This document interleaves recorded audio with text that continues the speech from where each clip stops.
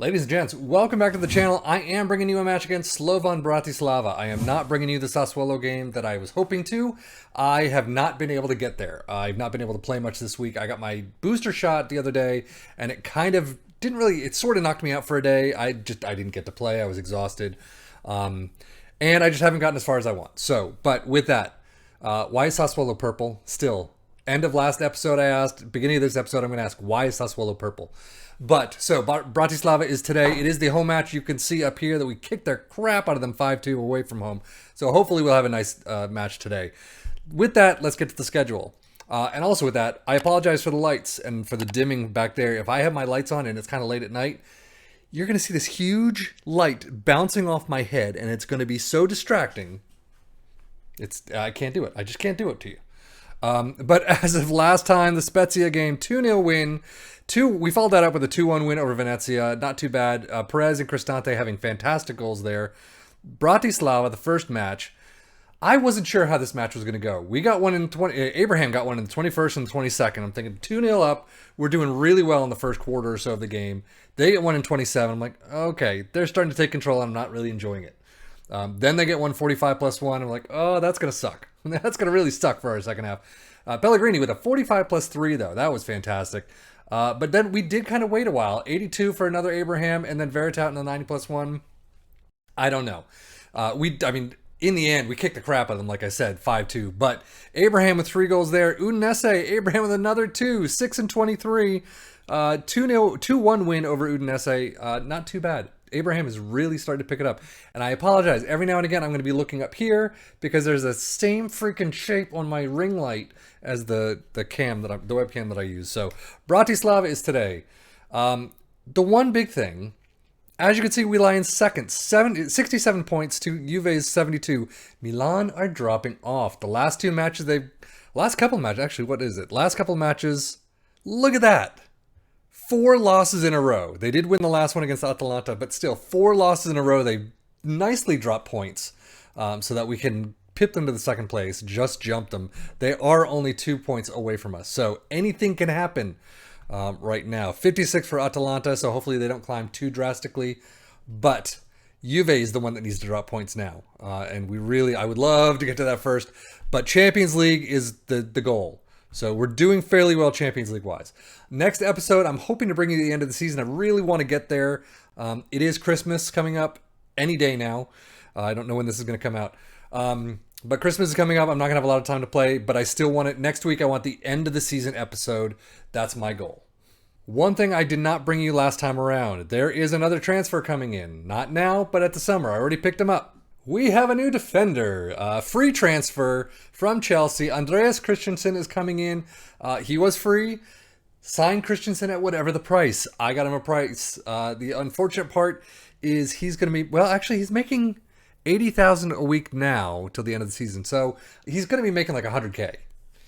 He is definitely one of the higher paid people on the league, on our team, which I don't like. But at the same time, he's 25. He's on, I don't know how much of a contract. I want to say it's like 4 years. So we've got him down for a good time. And him and Sule, oh yeah.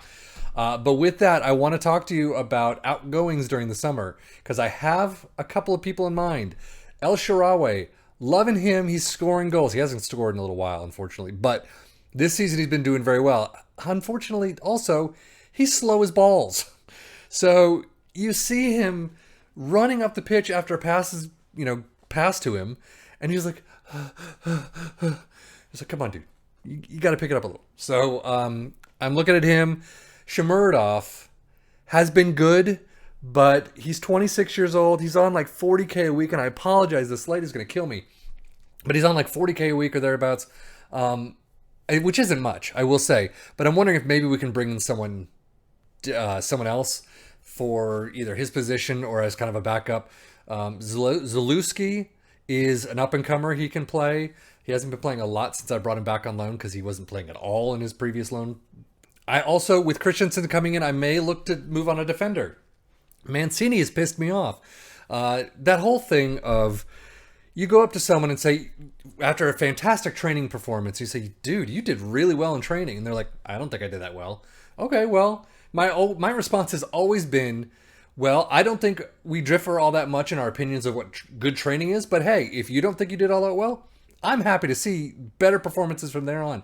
And he got pissed. He got pissed at that. Why would you get pissed at that? That makes no sense. I mean, if someone says, I think you trained well. I don't think I trained all that well, to be honest. Well, okay. Well, I'm looking forward to better performances from you. Fuck you, dude. How does that work? It doesn't work. That's not how the world works. So I don't know. I love Mancini. I want him to stay, but we've got Mancini. Kumbala's coming in.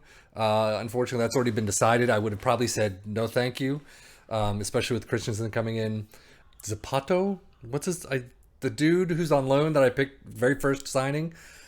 He's coming back and he's been doing fairly well. Ibanez is there. He's injured right now, but I mean overall, we've got a lot of people. We have a lot of people going on. In the defender role. So the biggest thing is, Danny Alves is leaving. I tried to get him on another contract. He wanted huge amounts of wages. I was like, can you bring it down a little? I basically walked away from from the first time. He then sacked his agent. And then I tried to go in again. And he's like, no, I still want high wages. I mean, come on. I'm Danny Alves. What the hell? And then I had to walk away because I just couldn't afford it in the end. And so he's off to some club in Qatar or something like that, unfortunately. But this is the lineup that we have coming out today. It is a changed lineup. Fusato's coming in. Vina's coming in. Kubala's coming in. Karsdorp, I was debating, do I want Danny Alves or Karsdorp? Karsdorp is medium. You know what? I am going to bring Danny Alves in. This is a now even more heavily rotated squad. El Shaarawy is on the right. Almada comes in the center. And Shomurodov on the left. Abraham still has a spot up top. I'm really hoping he can stick it out. So that's the lineup. We do have Ceballos is sick. And again, I'm looking there. Ceballos is sick. So he's at home. Diawara. He's another one I'm looking at possibly moving on. Simply because he's probably going to be pissed that he didn't get the loan that he wanted in the winter transfer window. No one wanted him. I really tried. So you can't blame me. It's not my fault. So I am a little worried about rotating the squad, especially because at the very beginning of the season we had, and there we go, that, a 4-0 drubbing of some team, and that was, I don't even know what that was. And they came back to score 4 in the away match. Luckily we got the 1 to get through, but I am worried that it's going to be a similar type of situation. And they are coming right out. Almost 2 minutes in, not even 2 minutes in, I should say. And we already have another highlight. So I'm a little worried. The group out there should be able to perform, having performed. Oh, nice pass by Shomurodov. And then Abraham blows it. But the group out there is, apparently I should just start saying that they're inconsistent. It is. Come on. Shomurodov. Up to Abraham. Easy pass. Abraham needs to not go with tricky passes. And like I said, El Shaarawy is just slow. I wish he wasn't so slow. Because he's got some feet on him that can score goals. But Shomurodov. All the way up. Back to Cristante. Over to Almada. Into Veritout. Yes. 6-2. 1-0. I love it.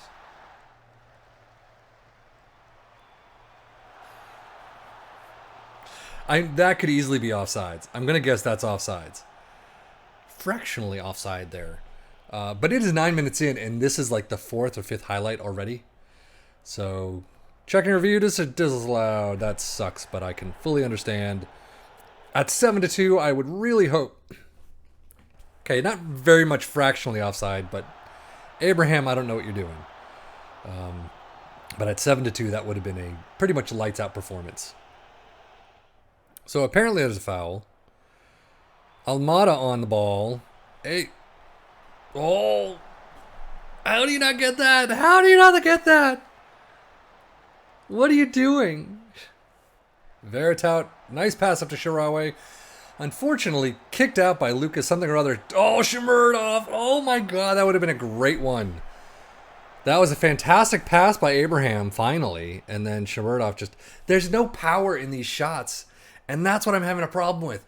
And again, every single game so far in the second half of the season.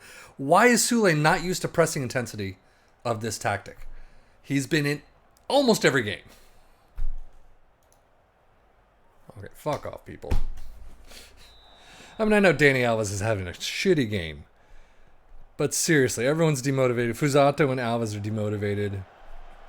I really hope that doesn't come to bite us in the ass. They need to score another 4. Sharawi with a great steal. Veritout up to Almada. Abraham, is anyone going to be going? No one's moving forward. Sule's just kind of, I'll sit here for the next 45 minutes. I don't care.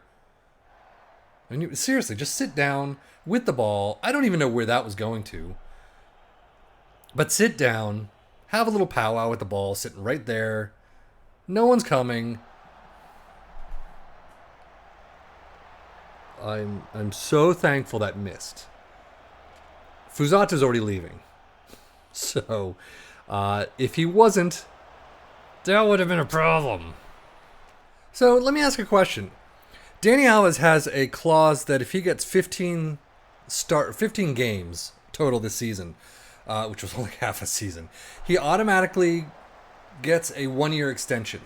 How does that work if he's already got a transfer arranged? Is he still transferring and that does it? Do they have to pay me money? Or what's going on? El Shaarawy has nowhere to go with it. Kind of cuts back. Veritout almost getting another one. But still, breaking through with the corner. But seriously, how does that work? I mean, does the extension actually go through? I wonder. So out for another corner. I will take corners all day. Again, 25 minutes left in this match. I am just happy to do nothing. Sule does nothing, but that's okay. And now we have the ever-popular 4-person substitution. We have Piccoli coming in, we have Mayoral coming in, Diawara coming in, and Ibanez coming in. Yeah, anytime you have more than 2 subs, you're pretty much screwed. So we'll see how this works. Veritout, Pellegrini. Well, what the hell. Viña also needs to come out, but I'll take it. They cannot score 4 goals. I mean, they can. This should be the last throw-in of the match. Diawara, Viña. Just keep it there. Keep it there. Diawara to Viña. Keep it there. Nope, you just keep moving it around. Not the right way to go, but hey. No one's out there. Ibanez, Pellegrini. You shoot it, and there's nothing. Can we just end the match? Please. They have a sub at the last second. Mayoral into Pellegrini. Up to Amada. Over to Shmurodov, who kicks it out. But that is the end of the match. 1-0 win. A very sad win. The 1-0 win at home is not what we were hoping for. However, again, heavily rotated side. So I wanted to see some of the other players, quote unquote, especially some of them before we leave. Fusato, I need Patricio as fit as he can be. He's another one. I'm not going to replace him. I'm really hoping to bring in a backup for him. That's kind of something I need. So, oh, we have an upset. So I don't know if it's an upset really, but I wasn't sure who we were going to be playing. It would be either Rene or PSV Eindhoven. And PSV Eindhoven won their first round at home. However, Rene apparently won at their home and kicked the crap out of PSV Eindhoven. So that is the next round in the quarterfinals. It's coming up in a month from now. We'll see how far we get schedule-wise. Again, I would love to just storm through all this match. I don't think I'm going to be able to do that. I may bring you the last leg of the Rene match. You got Juve there, but that's a lot of games. We'll see. So anyway, that's it for me, Sefian FM. Thank you as always for watching. Take care and enjoy.